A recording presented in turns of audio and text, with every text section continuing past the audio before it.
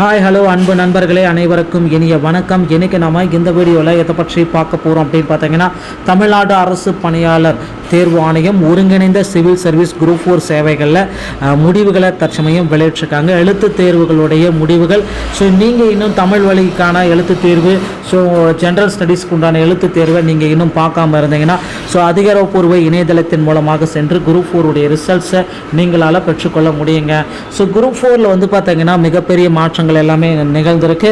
So குளறுபடிகள் ஒரு பக்கம் சொல்லியிருக்காங்க. எனக்கு ரிசல்ட் வெளியிட்டு அந்த கம்யூவல் ரேங்க்கில் வந்து பார்த்தீங்கன்னா பல்வேறு தரப்பட்டவர்களுக்கு வந்து பார்த்தீங்கன்னா குளறுபடிகள் எழுந்திருப்பதாக சில தகவல்கள் நமக்கு குறிப்பிட்டிருக்காங்க. சிலருக்கு வந்து பார்த்தீங்கன்னா குரூப் 4ல் பணி வாய்ப்பு ஒரு மாதிரியாக போட்டிருக்காங்க. எனக்கு கம்யூவல் ரேங்கே தப்பாக இருக்குது, எனக்கு ஓவரால் ரேங்க்கு கூட எனக்கு தப்பாக இருக்குது, எனக்கு மதிப்பெண்களில் வந்து பார்த்தீங்கன்னா 230 மதிப்பெண்கள் போட்டிருக்காங்க, ஓவரால் ரேங்க் வித்தியாசமாக இருக்குது, கம்யூவல் ரேங்க் வந்து பார்த்தீங்கன்னா வித்தியாசமாக இருக்குது, லட்சக்கணக்கில் போட்டிருக்காங்க. ஸோ இது எல்லாமே வந்து பார்த்தீங்கன்னா நிறைய குளறுபடிகள் போயிட்டுருக்கு அப்படின்ட்டு சில தரப்பு மக்கள் வந்து கேள்விகள் கேட்டுட்ருக்காங்க. நிச்சயமாக குரூப் 4 உடைய ரிசல்ட் வந்து பார்த்தீங்கன்னா மாற்றி அமைப்பதற்கான வாய்ப்புகள் அதிகமாக இருக்குது. ஸோ குரூப் 4 உடைய ரிசல்ட்டில் வந்து பார்த்தீங்கன்னா நீங்கள் எதிர்பார்த்த மாதிரி இந்த 170க்கு மேலேயே நிறைய பேர் வந்து தேர்ச்சி பெற்றிருக்காங்க.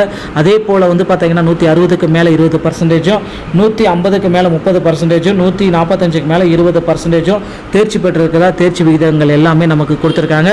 ஸோ நீங்கள் வந்து பார்த்தீங்கன்னா 145 மதிப்பெண்கள் பெற்றிருந்தாலே போதுங்க, குரூப் 4ல் நிச்சயமாக உங்களுக்கு வந்து பார்த்தீங்கன்னா பணி வாய்ப்பு உறுதியாக கிடைக்கும் என்ற வாய்ப்பை நீங்கள் மிஸ் பண்ணிடாதீங்க. உங்களுடைய சான்றிதழ் சரிபார்ப்புக்கான பணிகளை நீங்கள் ஆயத்தமாகிக்கலாங்க.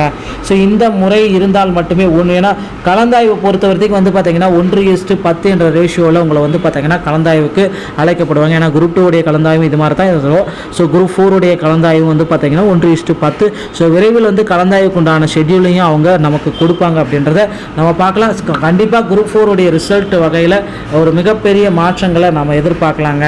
ஸோ ரிசல்ட் வந்து பார்த்தீங்கன்னா மீண்டும் மாற்றி அமைப்பதற்கு கூட அதிகப்படியான வாய்ப்புகள் இருக்குது. ஸோ டிஎன்பிசி சம்பந்தமான செய்திகளை நீங்கள் உடனுக்குடன் பெறுவதற்கு நம்ம சேனலோடு இணைந்திருங்கள். வீடியோ பார்த்தமைக்கு நன்றி.